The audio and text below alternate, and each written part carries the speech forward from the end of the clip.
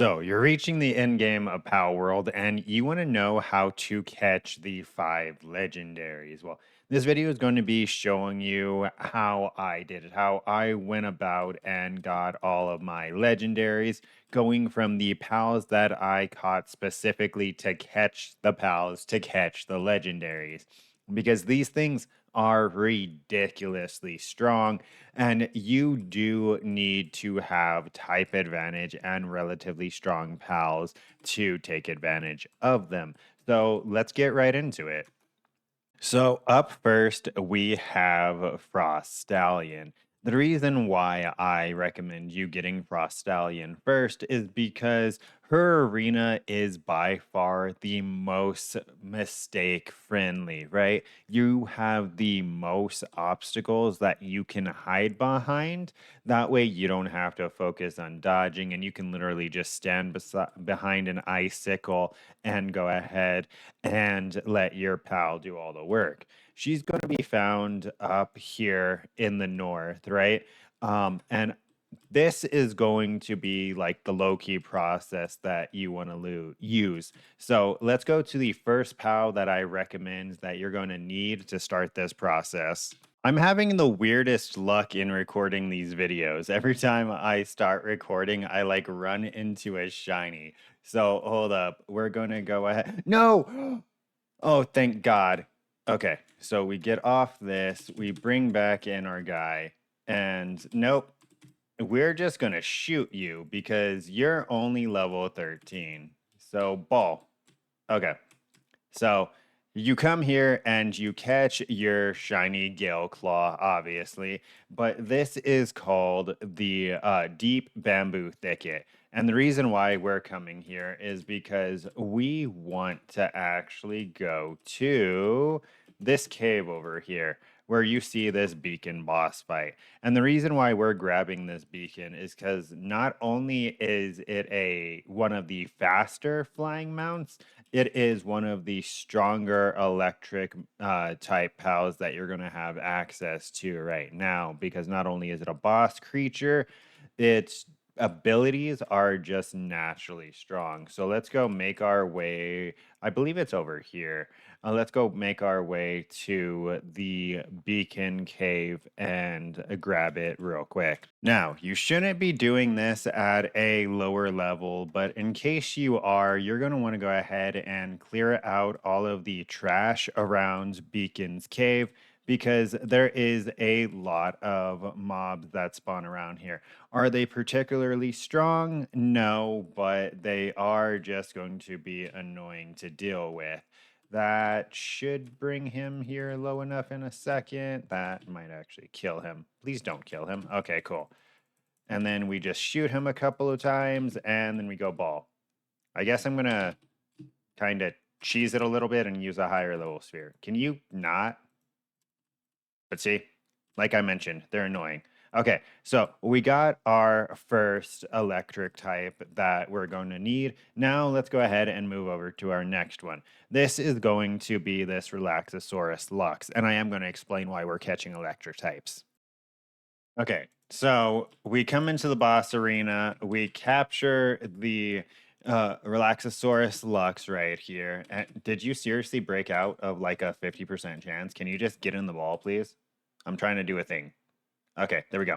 You capture the Relaxosaurus Lux. Now, why are we grabbing electric pals if I'm saying that we're trying to get Frostallion as our first legendary?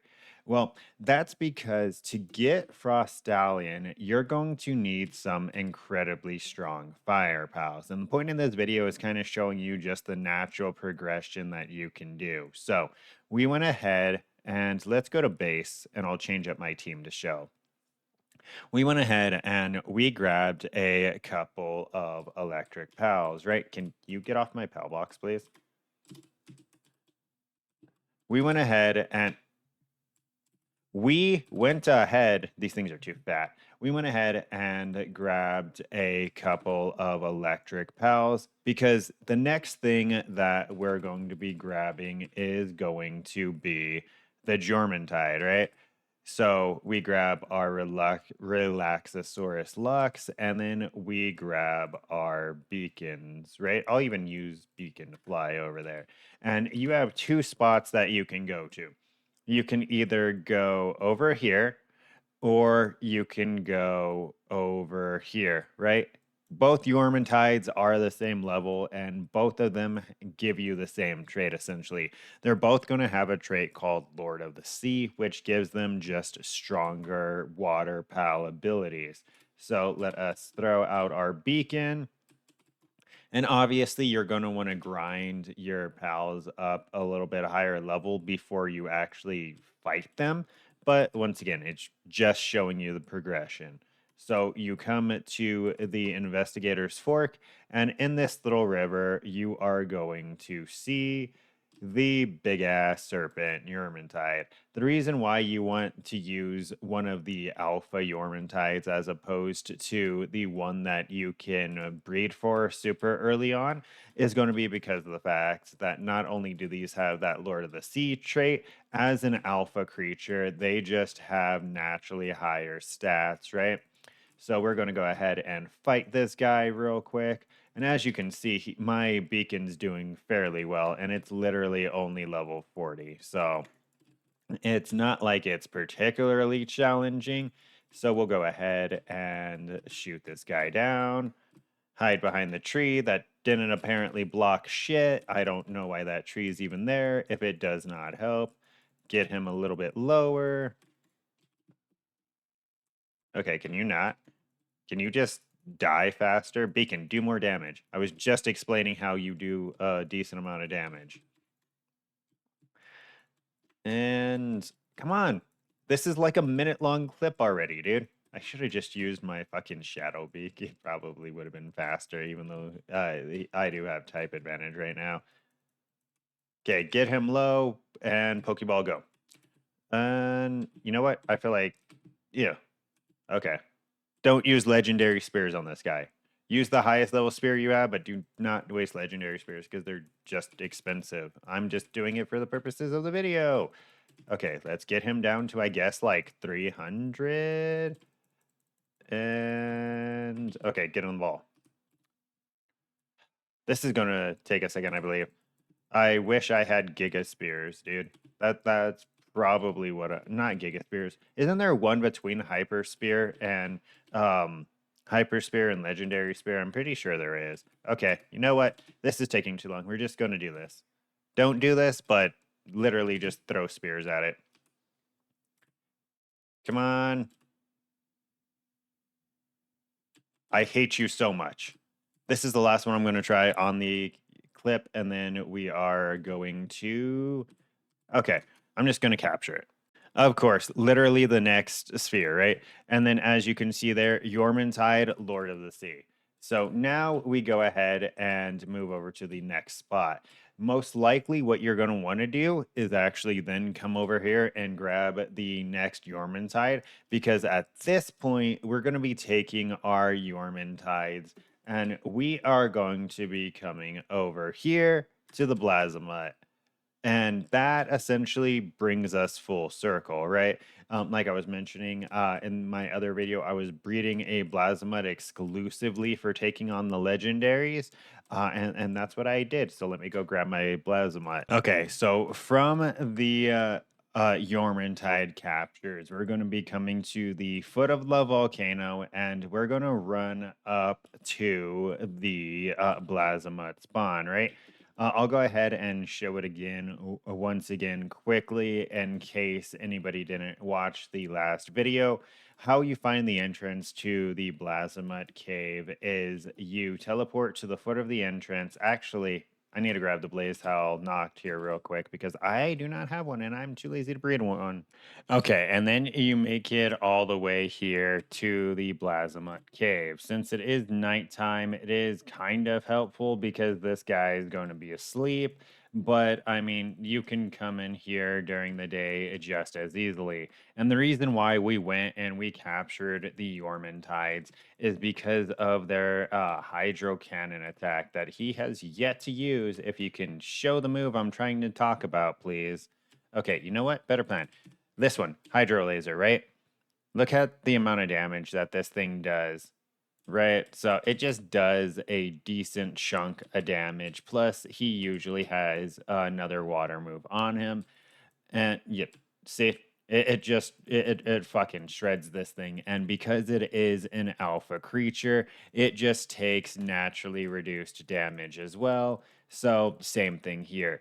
You're gonna actually want to farm potentially a few of these uh, just because of the fact that the bosses are strong, right? Like there's no sugarcoating it. The bosses are incredibly strong. So you want to catch and or breed a decent plasma, right? It's strong on its own naturally, and it's going to be stronger because it has that alpha pal advantage, but the legendaries are just kind of insanely broken. So let's go ahead and get him lower, and then we shall capture. And then hopefully he gives us some good traits too, because not only that, he has the potential of having some pretty good traits on top of the natural fact that he's going to have Flame Emperor, which is going to be the Flame Emperor is going to be the equivalent of Lord of the Sea, except for fire type attacks, right? So there we go. We got him, and you want to go ahead. Oh, and he has Burly Body. Nice. That's actually pretty good. You want to always pick up this chest when you visit too. It's usually always respawned, and it's free tech points, plus you usually get a decent amount of money from it as well. So once you feel like you are good and ready, you're going to come over here to the "you better not attack me, I am trying to record something." You're going to come over here to the Land of Absolute Zero, and you are. Can you fuck off for like 4 seconds, dude? Okay, I guess the battle already started. The Land of Absolute Zero.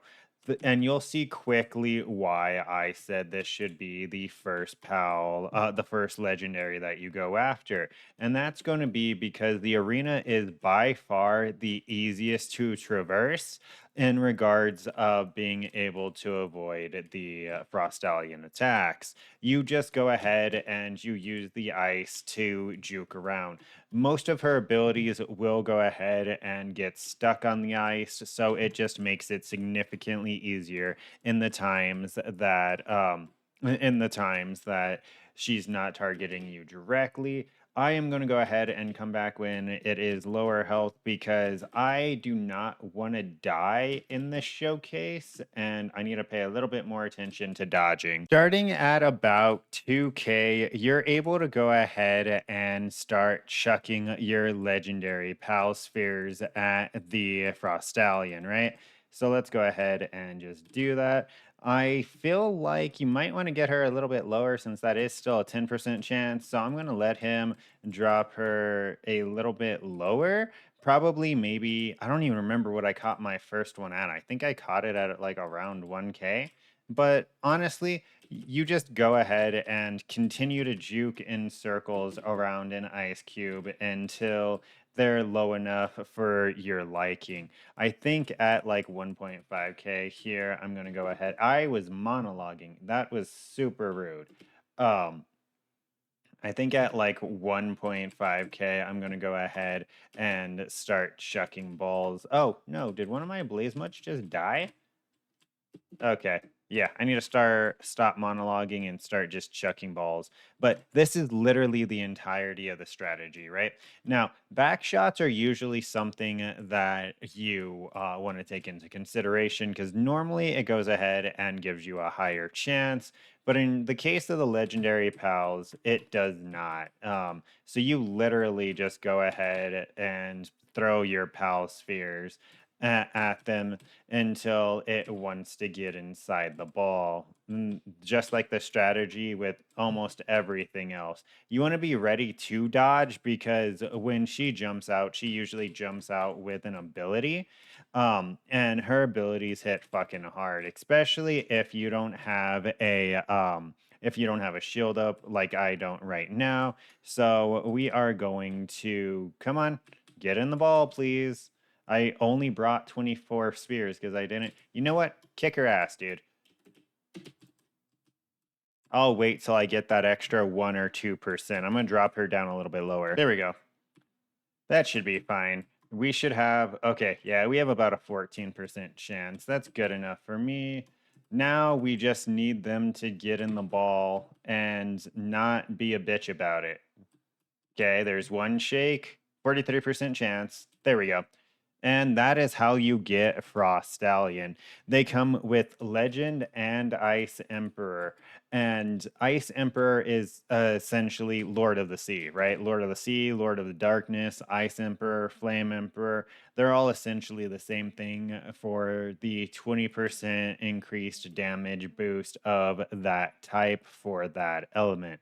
Now, we're going to do one more thing before I end this video, and it was one of the reasons why we started with Frostallion. I mean, on top of the fact it being by far the easiest PAL legendary to capture. So the reason why I suggest you start with Frostallion is because getting Frostallion, besides it once again being the easiest of the fights, Frostallion actually gives you two legendaries in one, right? Because if you breed a Frostallion with a Hell Zephyr, you're going to get a Frostallion Noct, right?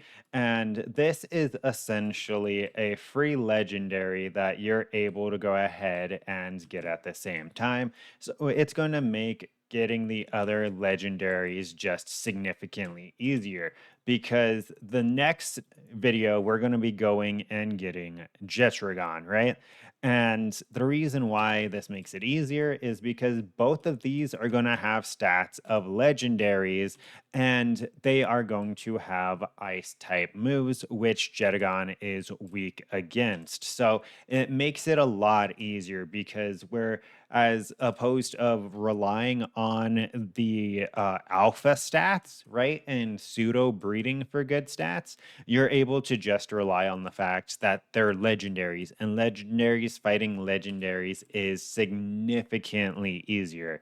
But that's actually where I'm going to be ending this first video. I'm going to make this multiple parts because I don't want to make like a 45-minute video.